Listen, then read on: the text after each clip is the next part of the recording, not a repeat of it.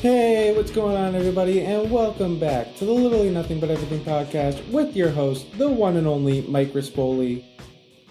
How were all of your guys' weeks? What'd you guys end up doing? Oh, same shit, different day, just living the dream. It's so funny because those two sayings tend to be like negative connotations, right? But that's really what life is. It always is just the same shit, different day. Be honest with yourself. Like, truly, how much does your day truly differ? You wake up, you go to work, you come home, and that's pretty much your fucking week. And then you have 2 days just to go and fuck around and do whatever the fuck you want, right? But because our lives are so focused on work, like, your days at work are pretty much the same. You come in, maybe you have a couple meetings, you get whatever the fuck it is that you're tasked to do that day, and then you leave. And the only difference is maybe the task that you're assigned that day is different, or maybe the people that you met with are a little different. That's really it. That's all it is. So yeah, same shit, fucking different day. That's pretty much all life tends to be. I mean, at least from Monday to Friday. But maybe you actually have one of those cool jobs where you get to travel or do some different things every day. Maybe you're running different events. Who the fuck knows? I don't know what your industry is. But for 90% of us, our days are fucking, they all blend together. It's like that fucking SpongeBob meme where the guy just sits in traffic, goes to work, sits in traffic, comes home. Oh, you coming to bed, honey? Yeah, I'll be there in a minute. Like, that's our fucking day. But now with social media and whatever it is, like, we get to see all these influencers who have all this vast amounts of money going out and having fun and fucking around. And that's what we all aspire to be. But meanwhile, all of us just work for a corporation that just gives us a little cut just to keep us a little bit invested so we can pay our bills and rent, barely, if you're lucky enough that they'll pay you that much. Just so that way the owner of that company or whatever it is can go out and live their dream and become their own sort of influencer. And then it's just like the company that you work for, they want you to be just as passionate about the company as they are, because you should just be oh so lucky enough that they decided to hire you for the position that they need. Like, they needed the service, and you should just be so glad that they hired you for that position. Meanwhile, it's like, no, this is your dream. Like, I'm just a part of it. Like, you need me for a service, and you're paying me what you think I'm worth. And given inflation and whatever the fuck, like, it's never enough. And you think I'm going to be out here living my dream based on what you think you're paying me is worth it? And the harsh and sad reality is actually that the dream is to just fucking find a job that's going to allow you to pay your rent, pay your bills, whatever it is. And now it's almost like the dream has just become, I just need to get by. So yeah, living the dream. That's what life has become to be. But with all of that said, I actually do like my job. Because I actually feel like that's kind of part of it, right? Like, living your dream is finding a job that you actually like something that you kind of find solace in. And with that said, I actually do like my new job. I think I'm starting to kind of get into the groove of it. I'm starting to figure things out a little bit more. I'm learning more about the company and what they're all about, so that's all great. But now, I actually got to showcase my worth here and not make it seem like my interviews were all just bullshit. So, yeah, I got to show passion, right? Because if you don't show passion for the company that you're working for, they're going to fire you. But now the main thing is I just got to make sure that I prove that I'm actually going to get the results that they want. So that's the next challenge ahead. And I think we're going to be figuring out what to do moving forward with that. But I'll figure it out. We'll get there. But yeah, I mean, I actually do like the company that I work for. The only problem, again, is just that nobody fucking talks to each other. And I'm just like, yo, if nobody's fucking talking to each other, then why don't we all just work from home? I mean, isn't that one of the main problems that people had with working from home on the management level? Oh, well, our team leadership and our team building skills haven't been up to par because nobody's in the office, nobody's collaborating as well. So, I don't know. Doesn't really make sense to me to have an office if nobody's going to be like talking to each other. I mean, it's so funny. I've been at this company for a month and I still don't know people's names. I have to talk to one of my coworkers. I'm just like, yo, what's that person's name again? And then there's the whole thought process of, oh, if people aren't working from home, then they're just not going to get the work actually done. It's like, that's not true. Like, I work from home pretty much my whole corporate life and I was getting results. So I don't see what the problem is. Oh, well, we just need to see that you're working. It's like, okay, well, I could also be just scrolling bullshit articles on my computer in an incognito window. You'd be none the wiser. I could be doing the same shit that I would be in an office if I was working from home too. The only difference is I just can't get any house chores done. So, I don't know. Up to you guys, but that's my feeling. Like having the flexibility of working from home is just so nice. Throwing a couple loads of laundry, being able to run out on your lunch break, maybe getting a quick workout during the day, maybe go get your hair cut, like whatever. Like, I don't know, it's just nice. Because I don't know, I feel like there's a little thing. Like you can't get like outside chores done when you're coming into the office. So then we all gotta fucking utilize our weekends for that stuff when we should be out having fun and actually being able to relax. But then it's like we can't truly relax on a weekend because we got to get all the shit that like we had to backfill in our personal lives done. So it's just chore after chore after chore. And then say you have like a doctor's appointment or a dentist appointment or whatever it is that you got fucking going on, and their offices are only open from 9 to 5 Monday through Friday. And it's like, how the fuck am I going to get this done? Like I got to take a day off work just so I can try and get my life fucking figured out here? Fuck that. Like the flexibility of work definitely needs to change, at least in an office. I understand that you guys are paying me and all of this stuff, but if I have an hour of lunch, I shouldn't have to sit for an hour in the office. But that's just a general complaint. That's actually not a complaint about my job. But I will say the one thing about like my job that has been a little bit more difficult is the fact that I have to go back to commuting every day. I forgot how shitty it is sitting in fucking traffic. Like, I live in Connecticut. We're a fucking commuter state, and nobody knows how to fucking commute. The amount of people that get on an on-ramp, and they extend the whole length of the on-ramp. Meanwhile, I'm giving them an opening. It's like, that's what's causing traffic. Like, you fucking people need to learn how to fucking get on the fucking highway. Or the worst is when people are getting on the highway, but they're not keeping up to speed with the, like, traffic flow. And it's just like, what the fuck are you doing? And it's always some asshole in a Beamer. Like, if I'm giving you an opening, fucking take it. You don't need to go the extra 3 car lengths, because how much farther you really think you're gonna get on the fucking highway, asshole? Oh my god, the other day, I actually had one lady, she just cut me off. I was in the right lane, about to get off my exit, but she was like, oh fuck, that's my exit too. She just totally cuts me off. No blinker, no nothing. Fucking New York driver, of course.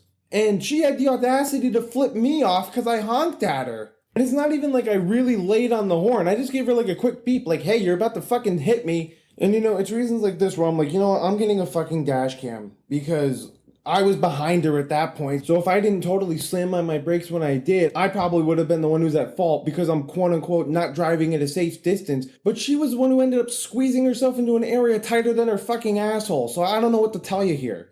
And the best is when I see it, because you always see people who drive like that. They always have like nicks, scrapes, or like little indents on their car. And it's like, oh, gee, I fucking wonder how that happened. Fucking Danica Patrick thinking ass bitch. Meanwhile, she doesn't know how to drive for shit. Go fuck yourself. Oh, but speaking of driving, you guys see what happened with Scottie Scheffer? And if you don't know who Scottie Scheffer is, he's actually like the top golfer in the world right now.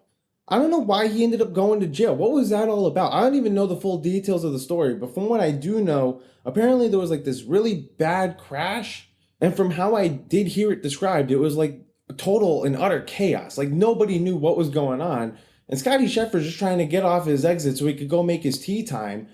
And a cop just like jumped onto his car and tried to pull him out and arrested him for what? Like, what did he do? He was just trying to go around the traffic so he could get to work on time. Like, I'm assuming there were multiple cops there trying to direct traffic, and Scotty probably just got confused as to what was going on. And I don't know if it was the cop that just told him to, like, not go or something. And then it was, oh, you weren't listening to us or whatever. Like, the dude obviously was just an ego trip because he had a fucking badge. And it's like, I don't want to say all cops are bad, but this is why everybody thinks cops are assholes. It's like, all of the ones who do shit like that make a bad rep for everybody else. But you know what's funny is that only seems to happen with cops. Like, we don't look at athletes in the general sense, where if they fuck up, they're all stigmatized for that one thing. I mean, look at what happened to that guy in the Chiefs. He's a wide receiver. He just had some, like, legal issues. I can't remember what his name is. Was it Rice or something? Hang on, let me look up what the guy's name was. 1 second. Chiefs wide receiver legal issues. I swear if Tyreek Hill comes up, And yes, I know he's not a Chief anymore, but you know what? He's also got some legal issues. Rashee Rice. I knew it. All right, yeah, Rashee Rice. And if you don't know what happened to him, he was involved in some sort of a high-speed crash that involved 8 felony charges against him. Or to give another reckless driving example with that Raiders guy, Henry Ruggs, where he was involved in a high-speed car crash and he killed somebody because he was drunk and driving like an idiot. But yet we don't look at them and then just automatically just say, oh, you know what? All NFL wide receivers are all just reckless drivers and we should just revoke all of their licenses. It's like, that's not what happens. Like, we don't look at NFL players as if they're all fucking criminals, even though there's a shit ton of them who would belong in that category. I mean, we just had the roast of Tom Brady. Everybody was making jokes about Aaron Hernandez. It's not like we look at Aaron Hernandez and then just go, oh, all NFL, like, tight ends are all murderers. But I will say this. I also do understand that there's a little bit more of an issue when it comes to, like, cops and abusing their power. I mean, I'm not going to get into it, but you can go back fucking as of the past 10 years and see where cops abuse their power. But it's just like, my God, it's the way that the media portrays people, right? Like, the media is your best source of information, but I feel like the media is also its own worst enemy in a way. Like, you're only going to get one true side of everything. Now, I can only imagine if the Scottie Scheffer thing happened to a guy like Tiger Woods. Now, I'm not speculating that the outcome would have been any different. I think Tiger would have had the same outcome where nothing ended up really happening on a legal sense. But I can only imagine what the media would have just said about the cop, where the cop now, like, the cop's not even in the news. The only thing about the cop that I've seen was that he just, like, fucking jumped on the guy's car.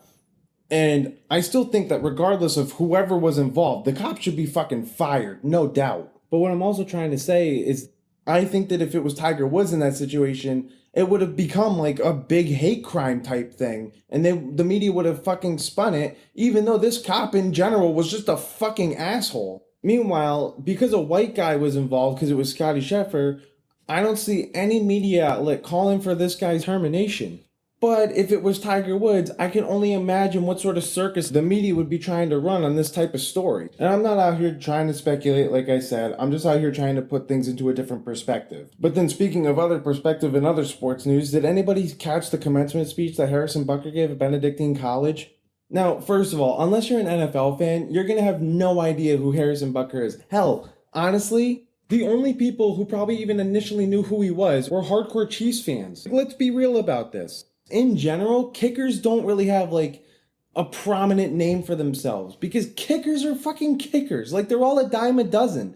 Unless it's a guy like Justin Tucker, who's the best kicker in the NFL, or it's the kicker for your team because you just know your team. Like, for example, I'm a Patriots fan, so I know that the kicker for the Patriots is Chad Ryland. But nobody on earth besides Patriots fans would fucking know who that guy was. And it also doesn't help that he absolutely sucks. So you pretty much just automatically have a guy that only maybe 20% of the audience even knows who's speaking. But they picked him because it's a Catholic college and the dude is Catholic. So it made sense as to why he was there.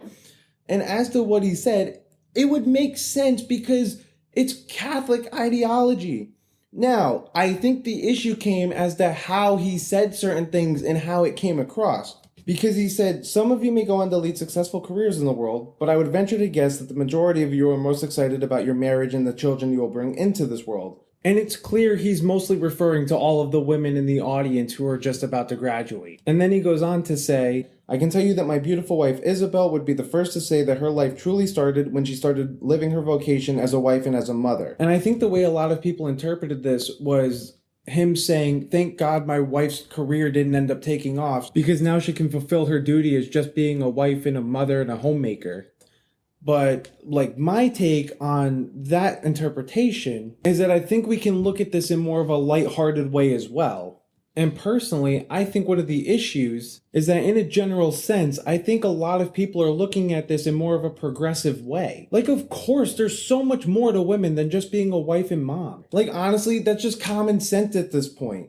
Yes, there are very powerful women who have very lucrative careers, and they're not just engulfed by this idea of just being a wife and a mother if that's also what they are. What I thought he meant was that being like a lucrative career woman is only one aspect of your identity.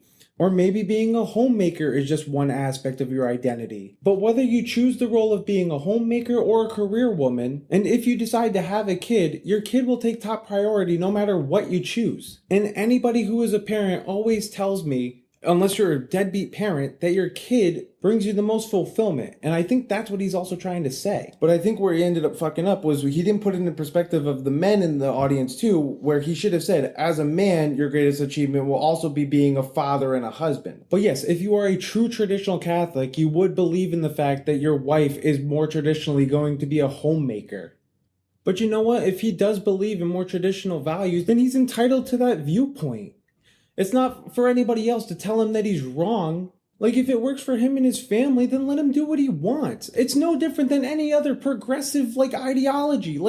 How about you just let people live their fucking lives the way that they want to do it? As long as you're not hurting anybody, what's the fucking problem? I don't understand why everyone thinks that their way of doing something or their mindset is the right way or the highway. I know last week I made a joke about not wanting to get with a trans person, but just because I'm not into that, or even honestly, I don't even fully understand the philosophy of it, it doesn't mean I'm also gonna fucking condemn them.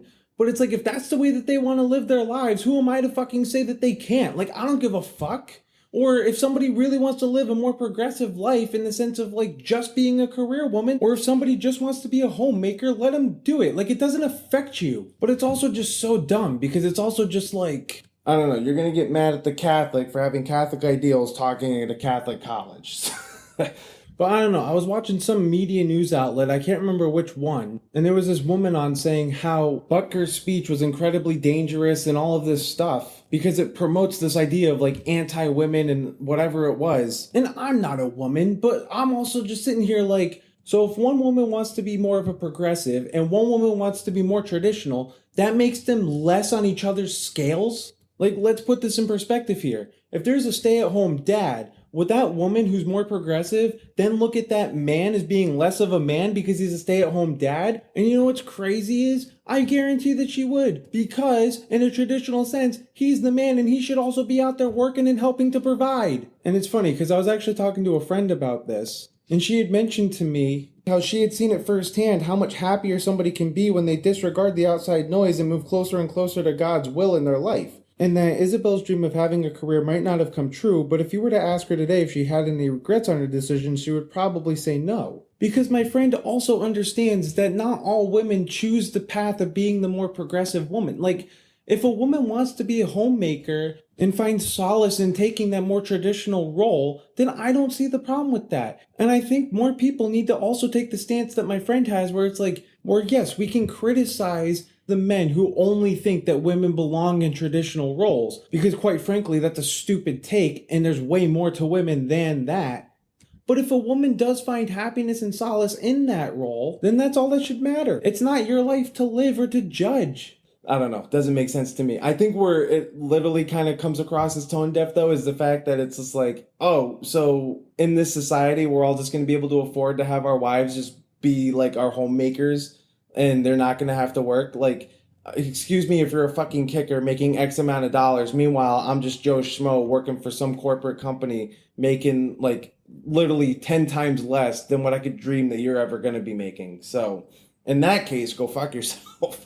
But we also are at a time now where you have to have a dual income household if you have kids in order for you to survive. The Joe Schmo like me making what I'm making, I'm there's no fucking way in hell I could support a family. So that's where I think Harrison was a little bit tone deaf, to be completely honest. But in all honesty, I don't know if I would want a fucking kicker who's literally the nobodies of the NFL players to be the one that gives my commencement speech. I mean, let's be real. Kickers are all bitches.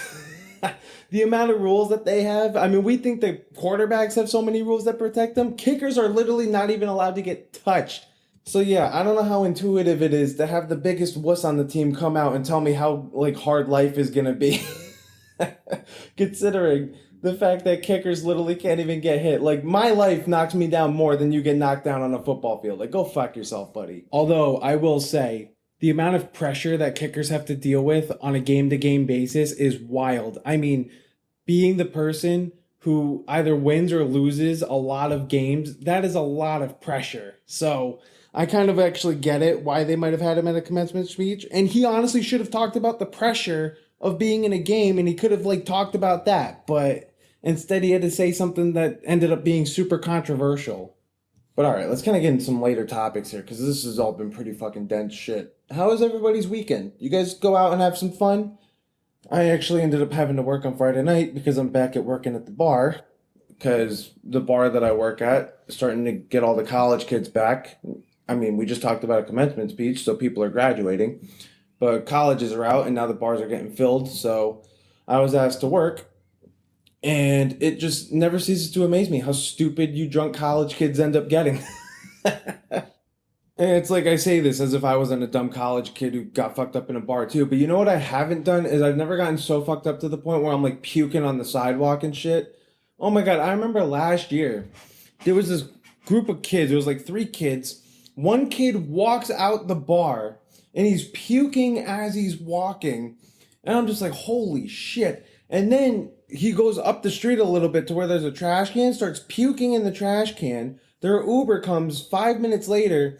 So the group of 3 get into the car, and the kid who's puking ends up in the middle seat. And I'm like, dude, have that kid sit on the outside. And they're like, fuck you.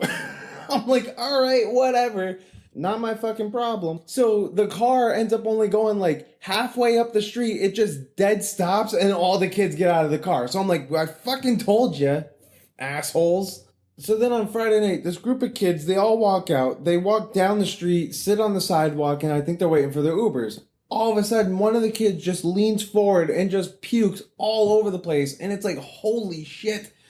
Then the kid walks up to us, the people I'm with, some are smoking cigarettes. And the kid goes up to one of the people smoking and goes, hey, can I get a hit off of that cigarette? And it's just like, dude, aren't you the one who just fucking puked all over the place? He's like, oh yeah, sorry about that. And it's like, dude, that's not the fucking problem. The problem is the fact that you just fucking puked, and now you want to take a hit off of somebody's cigarette, and then what, you're gonna hand it right back? What the fuck is wrong with you? That is absolutely fucking disgusting.